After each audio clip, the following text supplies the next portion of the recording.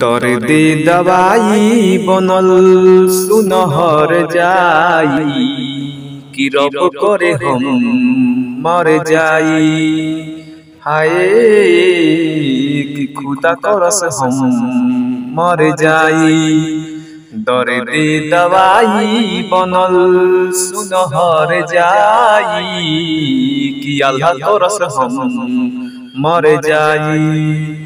हाय कि खुदा करस हम मर जाई।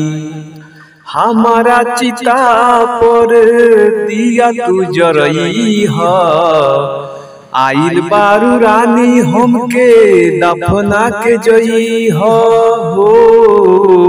हमारा चिता पर दिया तू जरई ह, आइल बारू रानी हमके दफना के जई हो।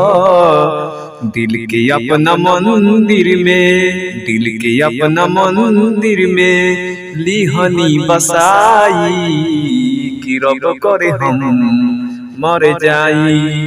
हाय कि खुदा करस हम मर जाई।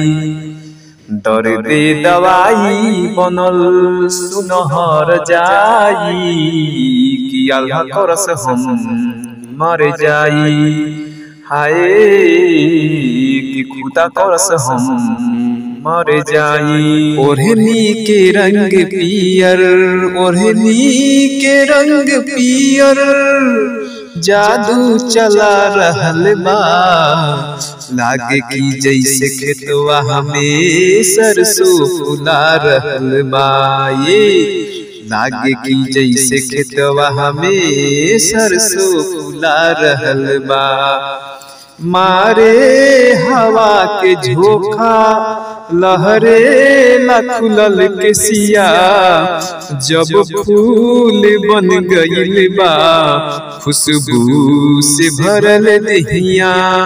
मुस्कान तोहरी दिल के धड़कन बढ़ा रहल बा।